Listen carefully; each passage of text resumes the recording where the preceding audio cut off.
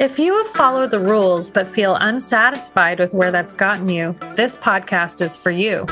We'll help you learn how to reach your goals through creativity, intuition, and flow. Welcome to the Flow into Authenticity podcast.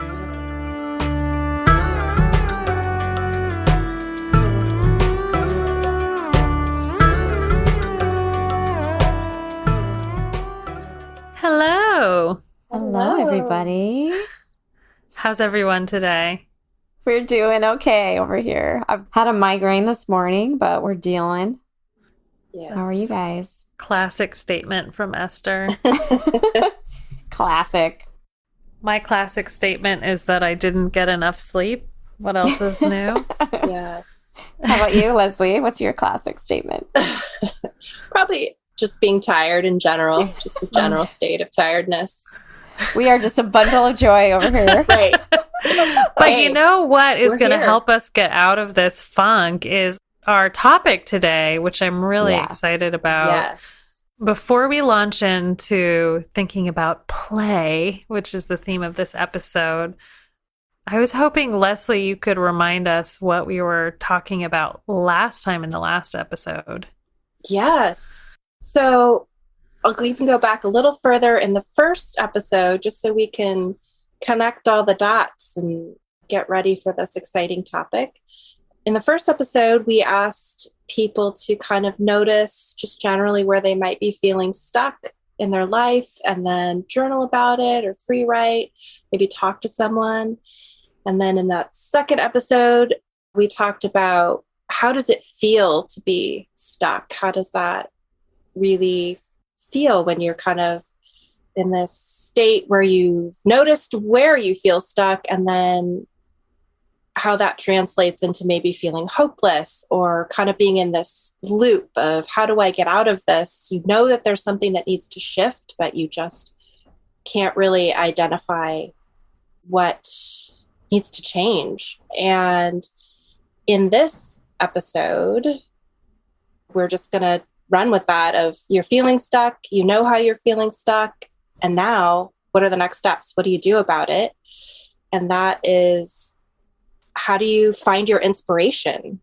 And I know this is a favorite topic for Esther and Allison about finding inspiration through play and exploration. Yes, I love it. Yeah. Esther, do you want to talk a little bit about that? I'd love to. Yeah. So when we're feeling stuck in any sort of place in our life, I have this framework that I've developed around the creative process, which can translate into our life as well. And so when we are feeling stuck, when last time we kind of talked about life asking us to grow, so we're always growing and expanding. And so when we're feeling stuck, it's actually a good thing. It feels sucky, but it's actually a good thing because that means something new wants to come through us, right? And so wherever you are, like in your life, if it's like maybe a job that you've outgrown, or maybe you're feeling stuck in where you're living or with your partner, or maybe even if you're a creative and you're feeling blocked, what is the next thing to do? And so I have this sort of framework that looks a little bit like a funnel. And at the top, it's this very wide, very big space. And so for most of us, what we've kind of been trained to do in this culture is to, okay, well, I'm feeling stuck, so I need to figure out a plan. And like the past couple episodes, we've talked about like how following the formula isn't always like the best way to go.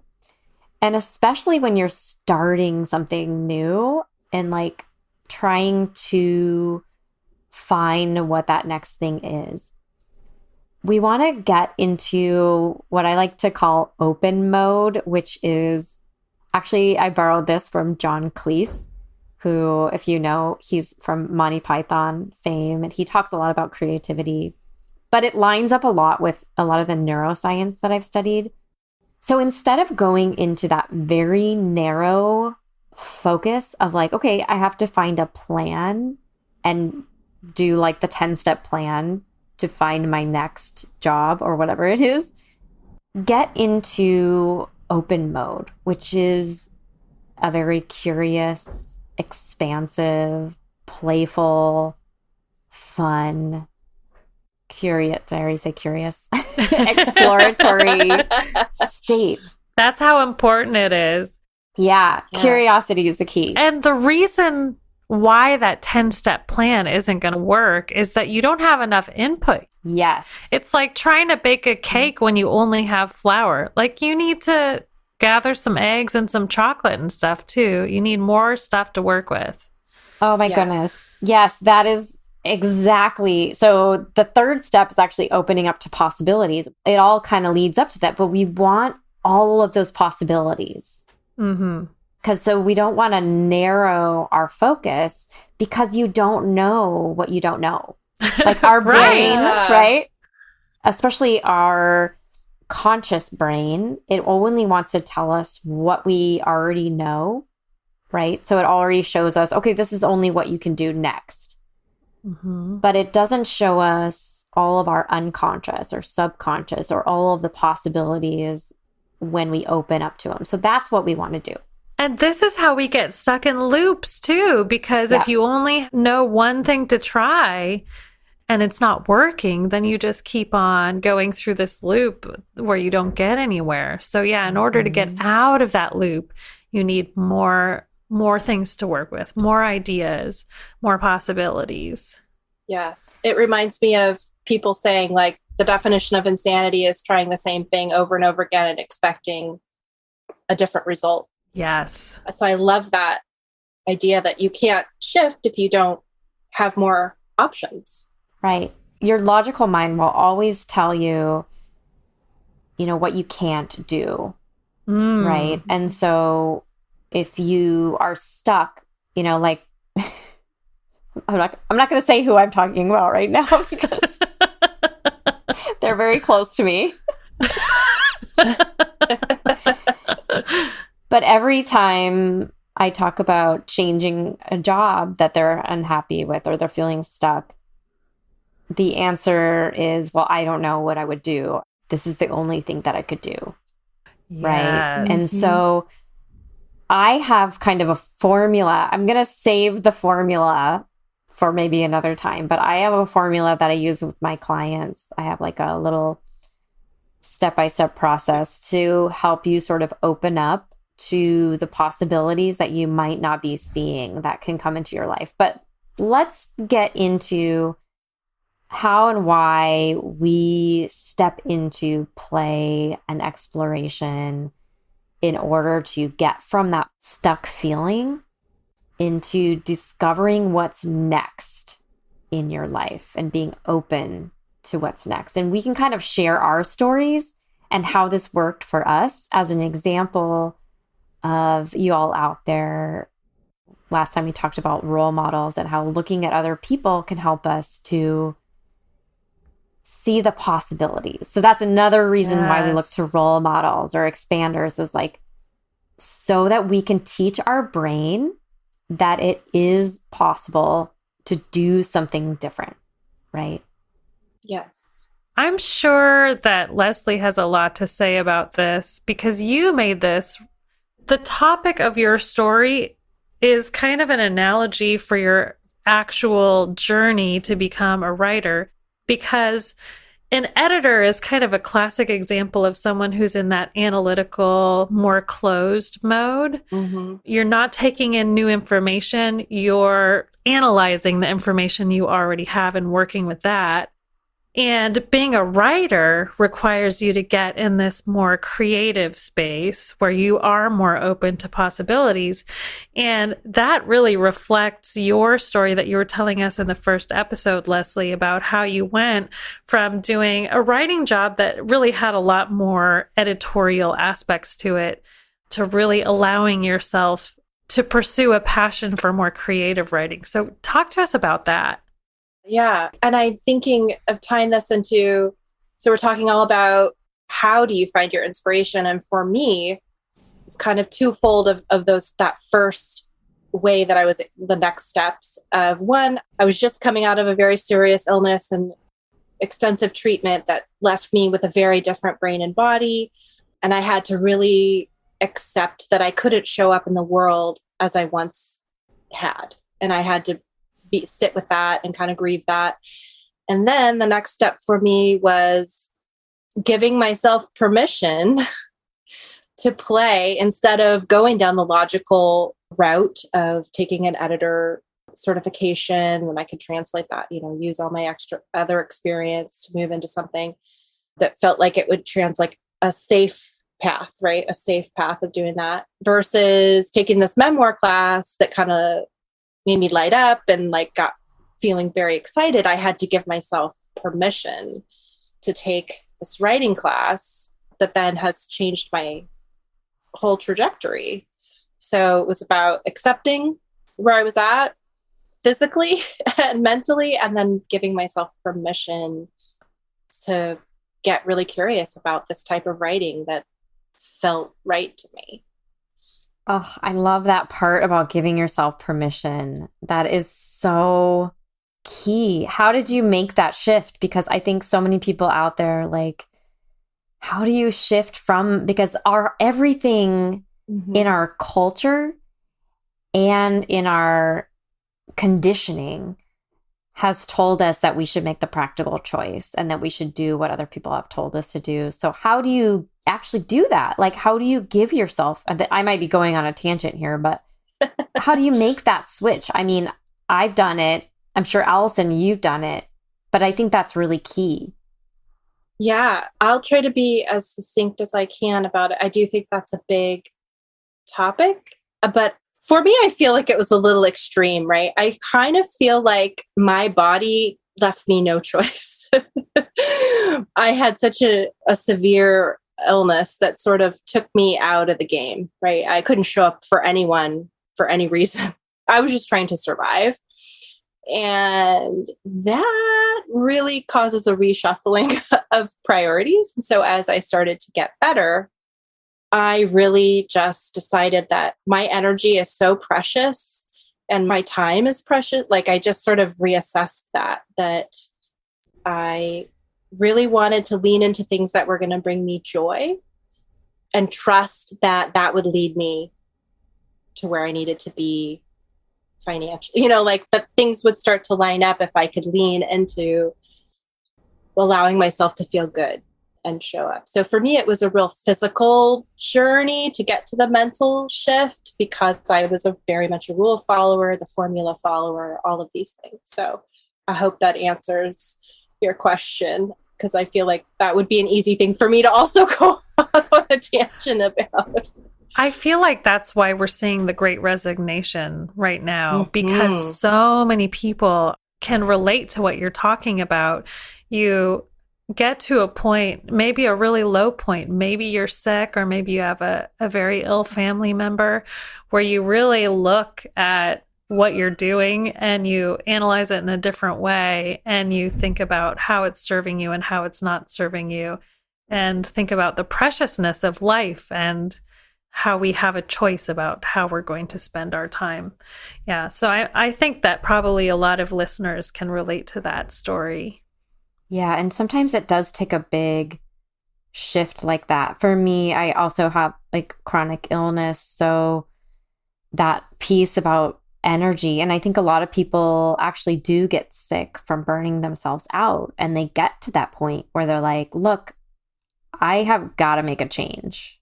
I've got to shift. Something's got to shift. And I've got to listen to myself in some way, and that piece about trust, that's so powerful. Like there's an element of trust that's really scary. And it's funny because my therapist and I have like this joke because when I started going to him, I was like a hardcore atheist, which you might have noticed I'm not as much anymore. I'm probably like the most woo out of all of us. I haven't noticed that. Okay. But we had what we call like the F word now. It's like an inside joke. But like when I first started going to him, I was like, you're not going to talk about religion or anything like that, are you? And so when he would bring up faith, he called it faith, like just trusting life, I would get really defensive, But over the years, it's like I've kind of leaned into, and now when he brings up the F word, it's like, okay, well, I like to say more trusting life, trusting the universe, trusting yourself, that if you take that jump, that it's going to be okay. And I think that kind of brings us into the idea that what we're going to be talking about today is finding inspiration, right? And what that looks like is a lot of play and exploration and letting go and being okay with mistakes. And that takes a lot of trust and faith. Oh my gosh. It is so hard to convince students of that. Yes. This is the biggest thing I would say that prevents my students from learning is feeling like the first time they do a problem, they have to do it perfectly and correct. And throughout my classes, I try and show them that actually we learn so much more from making mistakes. So whenever I have students come up to the board and do a problem and they make a mistake on the problem, I always thank them and point out the fact that that mistake led to a 10-minute discussion where all of us got a lot clearer on what was going on and all of us learned something. Whereas if someone comes up and puts up a perfect answer on the board, then there's no discussion. It really shuts down the conversation. And so for like the 3 people in class who already know how to do it, they're going to be fine. But the other 18 people in class, they are not going to get anywhere because they don't have a chance to play with the ideas and explore them and make those mistakes. So yeah, I'm really passionate about this, as you can tell. I think making mistakes is so important. And I think that students feel very unsafe. Yeah. They have been, trained by previous teachers that it's unsafe to make mistakes, especially in front of classmates. Yes. Yeah, I've had that same experience teaching. And I actually have a experience with my friend's daughter who was just in like 4th grade when she experienced this from a teacher who kind of shamed her. She's like, I'm making all these mistakes. And I was like, that's good, like it's a good thing. You can see when students start to shift, it's right around that age. And that's where a lot of us get these woundings, right? It starts around that age of 6, 7, 8, where we get shut down from that play. So when we're kids, we learn through play, right? We learn, and it's just a part of what we do. And we learn by making mistakes, and it's all just fun. And we don't have this like inner critic. But then we sort of get into this stage of developmental learning, and through our teachers and peers, we recognize that we have to do something a certain way.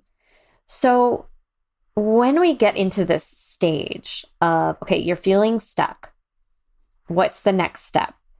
It's figuring out what's calling you, what you're excited about, what you're curious about. So we've kind of shared our stories in the past, like couple episodes. You all have kind of an idea of what we're talking about what is kind of calling you, what you might be excited about or curious about.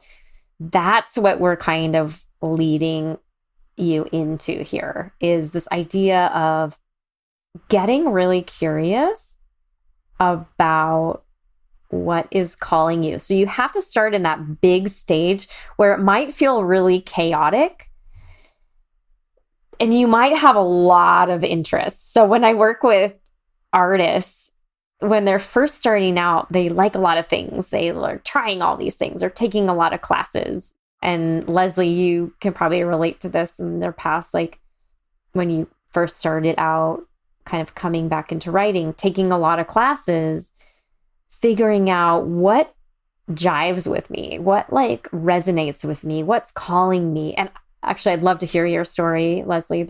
You have a really good example of this, kind of honing in on what you love. But in that first stage, it's really easy for the inner critic to come in because our cognitive brain, our prefrontal cortex is really learning a lot of things, right? You're learning skills. You might be learning, going down the rabbit holes of trying to find what you like, and discovering your passions. But if we keep this kind of open mode of play and discovery and making mistakes, then it's a lot easier to learn to trust ourselves and to be guided to like what is really exciting to us.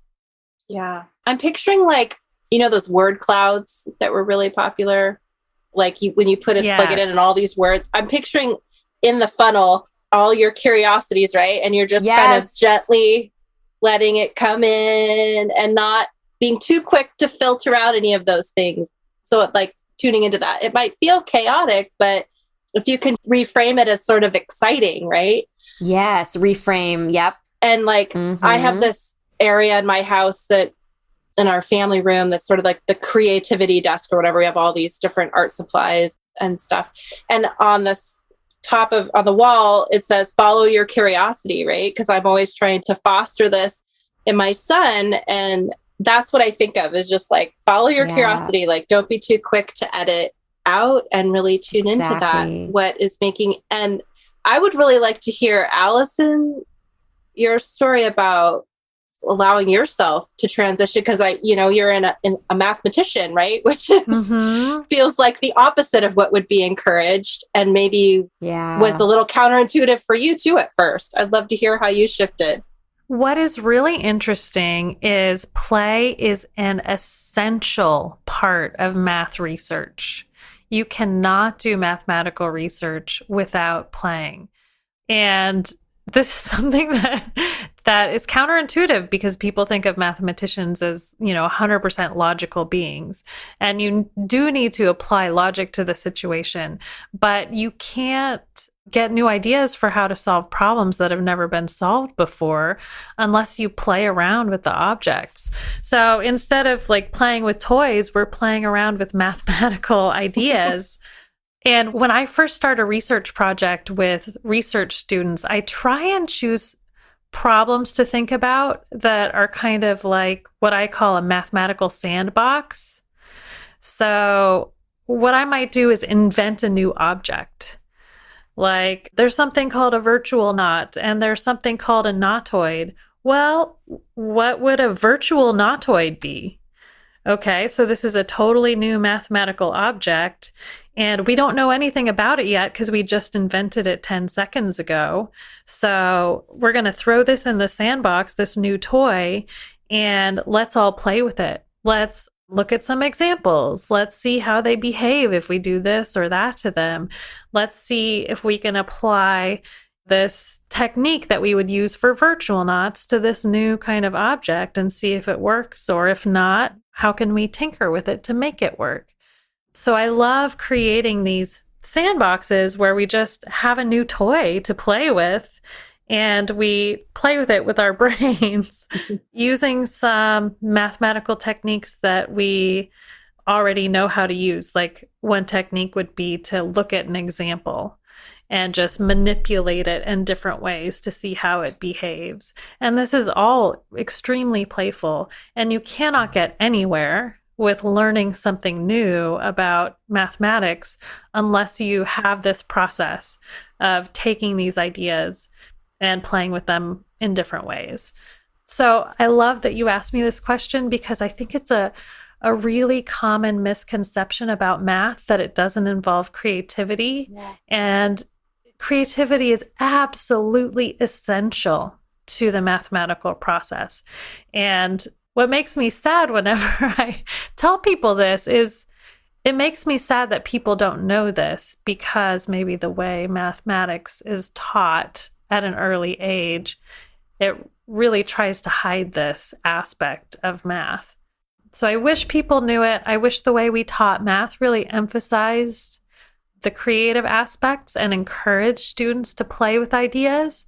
And if you're in this sandbox, you don't worry about making mistakes, because you don't have an expectation that you're going to take this thing and prove this specific result about it. You don't even know like what you're trying to do. You don't even know what your goal is yet. So it's kind of liberating not having those kind of expectations on you for what you're going to achieve. Yeah. But that's one of the things I love about doing math is the creative aspect of it. I love hearing that. It's so beautiful. And I am totally guilty of being a person that didn't think math had space for creativity. Yeah. And I'm raising a mathematician. So I love this because creativity feels like a value for me. So I feel like that's so exciting to know that. And I also like what you're saying about you have to just play. You have to just be okay with not knowing. Mm-hmm. And this idea of, Esther, I know you talk a lot about this in your work about having an intention, but not a goal, so that the focus is on the process, not the outcome, right? And that creates the state of flow, which, Esther, I just feel like you have so much to offer us all, us and our listeners, but so much knowledge about that. Oh, I could talk for hours about flow. Yeah, so this framework that I've created is really about flow. Well, it is the flow framework, right? So the first step that we're kind of talking about today is finding inspiration. And so, Allison and I we connected a lot about how people have a block about math and they have a block about creativity. And I think that's one of the struggles with a lot of people is that they don't think that they're creative. But if you can everybody has access to flow.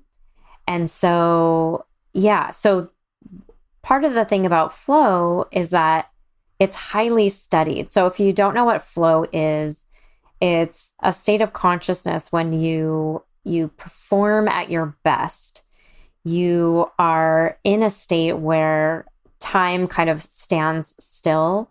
You are in a space where you are connected deeply to yourself and to the world around you. And you can be hyper productive and in this space of feeling really amazing at the same time. So I'm sure everybody out there has experienced this at one point, and it could be whether you're exercising or gardening or reading, even having a conversation, painting, doing math, whatever it is, you get into this state where things feel sort of effortless. And the thing is that there's triggers that get you into this state. And so there's always kind of Stephen Kotler, who's a flow expert, he likes to say that there's always a goal, but that's kind of debated. So there's always a goal to flow. But having an intention is like what I would say. So when you're thinking about moving from a place where you're stuck into the space of finding inspiration, finding your interests, finding your passions, finding what's next, I like to tell my students and the people that I'm coaching, what is your intention, right? So creating an intention. So we're not just going to be like, we can just play and explore just for the fun of it. That's great. Like we can, and that's actually really healthy. And it will lead you down the road. But like having the intention of, I want to find what I'm passionate about. Having the intention of, I actually want to find my thing. I want to find what's calling me, and I've gone through this many times in my life and I help people through this now, which is really exciting, but just holding that intention, not being hyper focused on the end goal, right? So many times we're like, okay, how do we make the 10-step plan to get there? And they jump ahead. This is difficult. I know this is difficult, y'all, especially in our Western culture.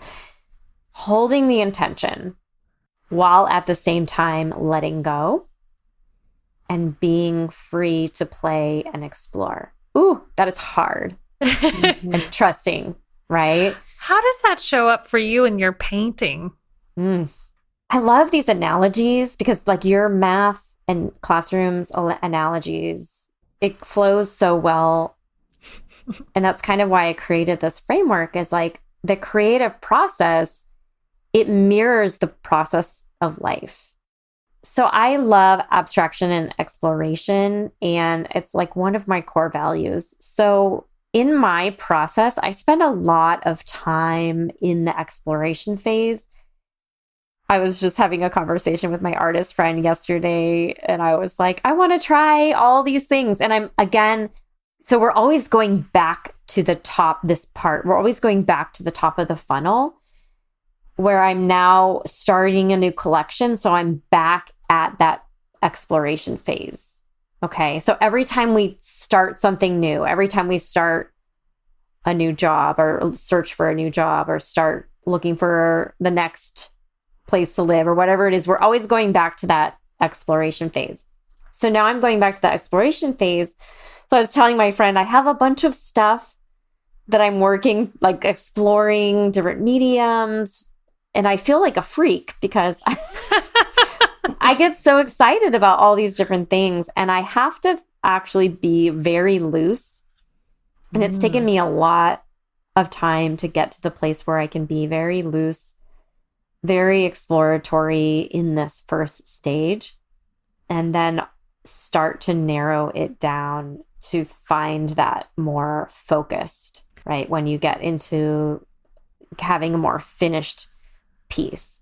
I'm trying to picture what this actually looks like for you. Can you give like a real specific example about how that might show up, like how you're playing with texture? Because I know that you've been exploring new textures recently. Mm-hmm. Give us an example.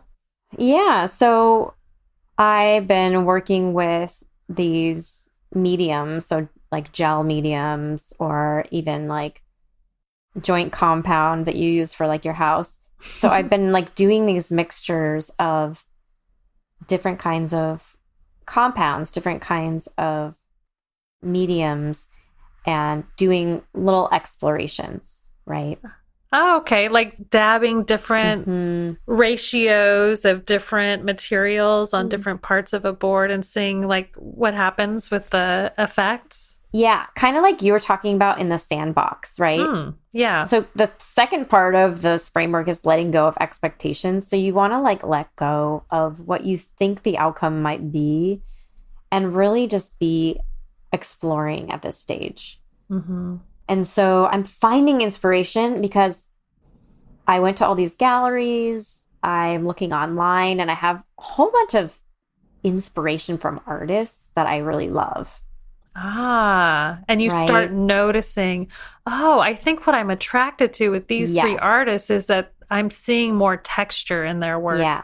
And so I don't even know at this point, I'm actually really kind of stumped because I'm like, I actually want this effect, but I don't know how I'm going to get it. And so I have to kind of be open and trust that that's going to come and that I'm actually looking for it too. I'm asking people, right? Mm-hmm. So this is what you want to be doing. So how this mirrors your life, y'all out there who aren't artists, when you're feeling stuck, when you're going into this stage of play and exploration, what you're going to be doing is you're going to be looking at inspiration. So who are people who are doing things that out there that kind of excite you? Like, last time we kind of talked about role models.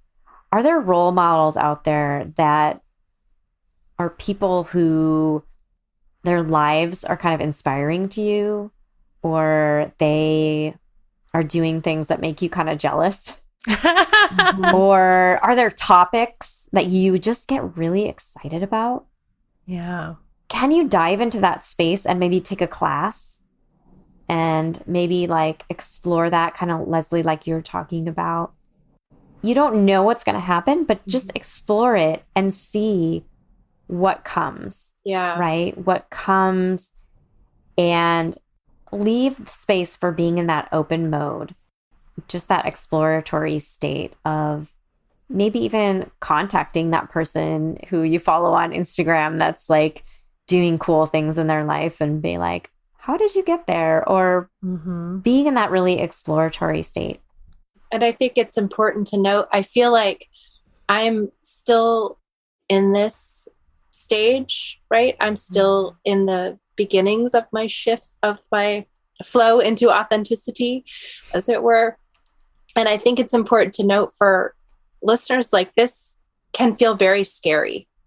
And you can feel kind of unsafe. And I think we talked about earlier on that it can feel a little chaotic, and we can quickly try to judge that idea, that curiosity, and say, oh, no, that's not practical. It feels like maybe you're wasting time. And to really, like you're saying, allow ourselves to be in that space. But it's okay that it might feel a little bit scary at first.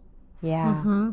I think that's role models really do help with that scary piece, because you see, maybe they started out where you're starting out and they managed to make it to some place that's really exciting. I've been doing a lot of interviewing of people, like people who were math majors who became lawyers or doctors or artists or writers or policy advocates, and asking them about their journeys, because I know that there are a lot of people who maybe feel stuck, like, oh, if I study math, that means like I have to go into academia or education. But that doesn't quite feel authentic for me. I like math, but maybe I don't like teaching. So hearing about people's stories from people who have followed these different paths and seeing, like, which of these excites me? Am I excited about the idea of being a public defender? Or am I excited about the possibility of birthing babies, becoming a midwife? And what about policy advocacy? Am I excited about helping to reduce gerrymandering in our country by advocating for mathematical solutions to redistricting efforts?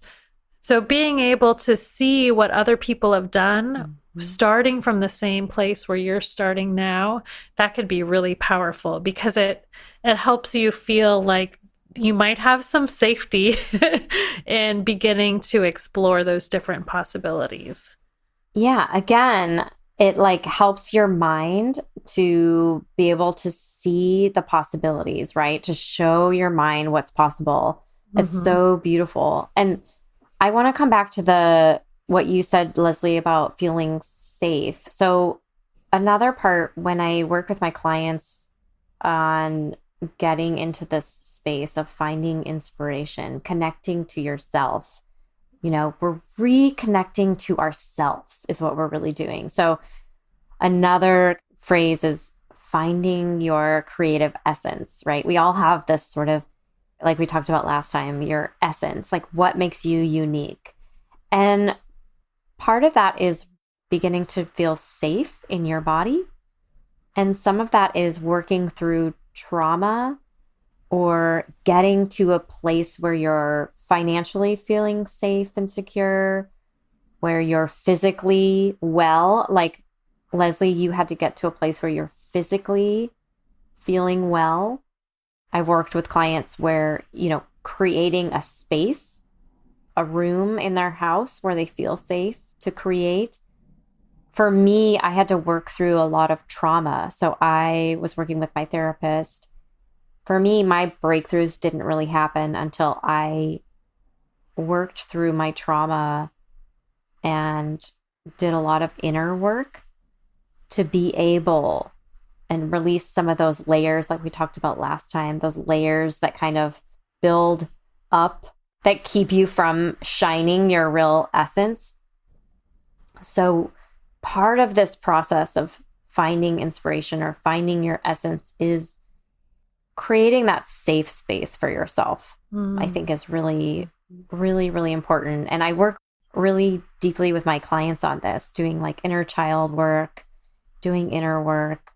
And so, so I think I just wanted to mention that part of it too, that you brought up. Yeah. So there's a real physical nervous system component. Yeah. Nervous system. Yep. And also not editing yourself too much too soon. And just really, I think the more that you do that, the easier it gets. Like, I'm listening to you talk about this new process in your painting and that it's fun and, you're like excited about it. Whereas maybe earlier when you were making these shifts, it might have felt you might not have let yourself lean into that Yes. as easily. So I think just trying to meet people where they are as they're listening to this, like the more that you allow and work on this in your body, in your mind, all of this, it will become easier to let yourself move into those next steps. I love that, Leslie. Oh my God. I love that so much. Yes. Oh, there's a quote that I'm thinking of by a famous artist that my brain is not working, but something about like the more free you are, the more powerful your art is. And that's so true. Like we talked about last time, like we talked about Bjork, the more free, but like the more you do it, the more you let yourself and you allow yourself to trust yourself. And that's what I hear from my clients a lot is like, okay, I feel more free and I can trust myself to be able to create and do this process. I love that. Mm-hmm. So I want to approach this from a different kind of lens. Sometimes the way a lack of safety shows up is maybe you feel pressured to be really efficient. Yes, exactly. Yeah, I love that. So I feel this big time because I have one. about 10 different things I'm supposed to be doing and operating at a very high level. And it can be really hard when you're in that mode of like putting out fires or, I've got this deadline and I have to think about it really intensely, or even caring for children. Like I've got to keep my 2 little babies alive. When there are a lot of demands on your time, it can feel unsafe. Maybe that word doesn't quite connect with this example. We've got to think of another word that represents this, but it can feel scary, maybe, to give yourself time to just play and explore because it doesn't feel efficient. And so if you get into a mode where you're constantly, because of the roles that you're playing or the job that you're doing, you constantly really need to be efficient, it can be hard to carve out that space for you to have some time to explore and play. But it's absolutely essential. And here's where I think role models can help too. If you think about people who are accomplishing a lot, who are very efficient and are doing a lot of great things, but are also really pushing their limits creatively, you know that they are actually prioritizing making space for this creative, exploratory time. So that's another message that I want to give people. Yeah. I think would impractical maybe be better than unsafe in this lens? Yeah.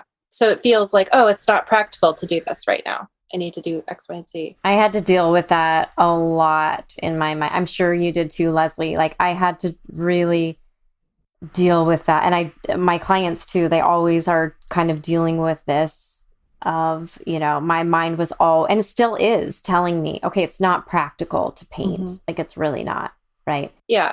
I think we're conditioned for that, right? Yeah. That's why it's so deep and comes up again and again, is because we are indoctrinated in that. Absolutely. So this subject, finding time and energy, we can talk about this next time. Mm-hmm. This is a whole episode. So this is what we springboard into next time or the time after that. So there's one more topic I want to come around to. But so when you are feeling stuck and then you are wanting to make the shift into finding what inspires you, right? Finding inspiration. You have to make that shift. It's absolutely important to make that shift of finding the time. And what happens, well, I'm not going to give it away, the secret to that, but you kind of touched on it. Allison, I don't know if y'all want to talk about that next time. Yes, I think that would be a great... Okay. So we also want to talk about how to connect with your intuition. And that's definitely a part of the play and exploration process. So I think over the next couple of episodes, we'll be digging into those issues that are related to finding inspiration, play, exploration. But one of them is definitely creating time, creating space, mentally, physically, all of the above, foreplay and exploration to make yourself a safe space. And also when you're playing, when you're in that state, how can you start to notice things about how you react to certain ideas, certain activities, so that you can link up more with your intuition, which will help guide you on your next steps. So those are two big topics that we want to get to over the next couple episodes. That's where we're headed. Yeah. Yes, I love it. I love it. I love it. Okay. Who wants to All launch right. us into the 4%? Oh, Leslie? Sure. So what we're asking you for your homework for what is your 4% is to make a list of all the things, maybe not all the things. Let's just start with a few things, right? Let's make this realistic. Just start listing things that you love and are curious about. And maybe as you're thinking about that, as you're thinking like, oh, I really want to take dance lessons, like just allowing yourself to think about actually doing that. How does that make you feel? Where do you feel that in your body? So just start gently, just start listing things that you're really curious about, that you love, that you feel like would bring you joy. Yeah. You just saying that makes me think we need to talk about making time in our next episode. I think, yes, that's where we need to go so that we can take that homework assignment and do something with it, implement. Mm-hmm. Okay, so here's where we say we hope that you are loving what you're hearing in this podcast. And if you are, we encourage you to tell your friends. Go ahead and subscribe to the podcast on your favorite podcast platform. Anyone have anything that they want to plug today? Well, I also just want to say, if you could rate and review the podcast, that would be like an extra super bonus for us. Exciting. We would love that. And so that really helps us to get our podcast out there. But I just want to share, if anybody is wanting to go through this process, I take my clients through this step-by-step and create an intuitive business plan for you to help you to move through this process of getting from where you're feeling stuck to getting to the next steps. And it's really a beautiful process. So you can go to my website, flowintoauthenticity.com, or follow me on Instagram, Esther Loopstra Art. Great. We'll see you all next time, or talk to you all next time. Bye. Bye, everybody. Bye. Flow into Authenticity is hosted by Esther Loopstra, Leslie Blumenstein, and me, Allison Henrich. Our original theme music is by James Wetzel.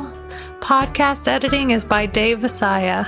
Don't forget to subscribe, like, and share Flow into Authenticity from your favorite podcast app.